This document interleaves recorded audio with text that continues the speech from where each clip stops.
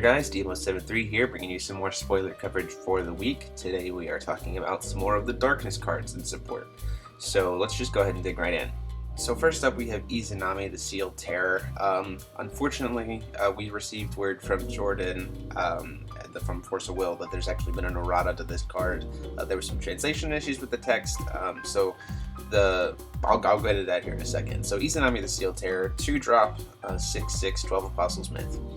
For 3 darkness and 2 colorless, and then this is where the errata changes in. So it says remove a card in your graveyard from the game. Apparently the Japanese text didn't translate so well, and this actually should say remove this card in your graveyard from the game. So Izanami actually only has effect when she's in the graveyard. So remove this card in your graveyard from the game, destroy target Resonator. That's okay. And then for Moon and Colorless, or for Moon and Darkness, and removing this card in your graveyard from the game, your opponent discards a card.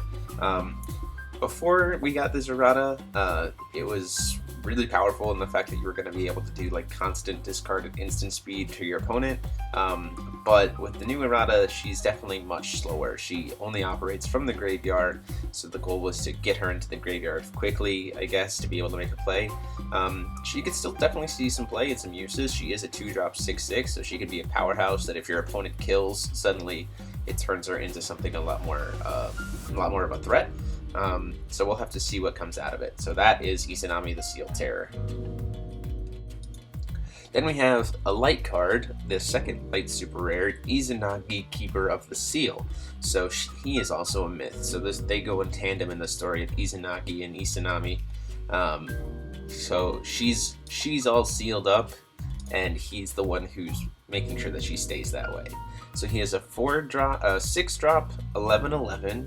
When this card enters your field, you may remove up to 3 target Resonators and or Regalia your opponent controls from the game.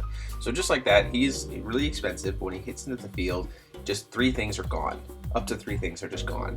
And then when this card leaves your field for a non-field zone, you can put those removed cards into their owner's hand.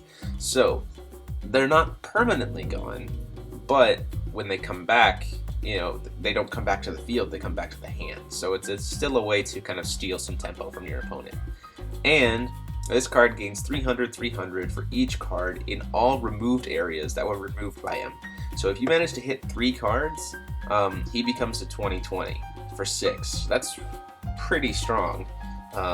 And also in the sense of also being a way to steal some tempo. So play a creature, remove some stuff, get a 20/20, and your opponent's been set back in tempo. So that's really, really good. I like that a lot. Then we have Izanami's Curse. It is a 1-drop spell dread instant.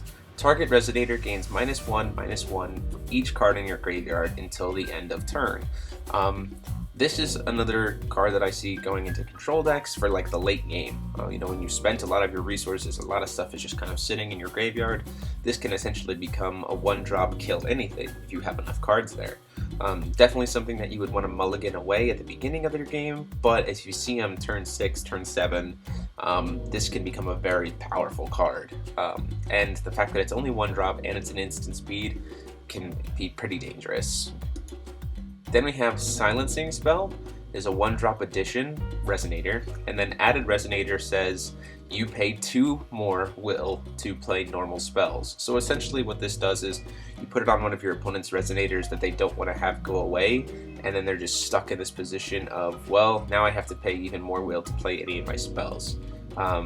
So that's pretty awesome, especially if you put it on something that is like their boss monster, because then it's like, well, I don't want to lose my boss monster, but I also don't want to have to keep paying all this extra will for all these other spells. So it's based on the matchup, because some decks are very Resonator heavy, and so maybe you might use it with normal spells, but this is definitely a sideboard card for sure. And then finally we have the Knight's Shade. It's a 2-drop Shadow Knight, 300. When this card is put into a graveyard from your field, each player banishes a non-Shadow Resonator. So this is kind of like a second Mozart in a sense, but it's Mozart for Shadow decks. So you can, and it hits you as well, but if you're playing a mono Shadow deck, then you don't have to worry about it, and it becomes a one-sided destruction. So pretty cool. Very interesting to see this kind of effect come out again, and to see that Shadows are getting a little bit of extra support. So there you have it, guys. Those are the spoilers for today. Let me know what you think in the comments down below, what kind of decks you would want to see DP run in. Like, comment, and subscribe. And as always, this is DMO73 signing off.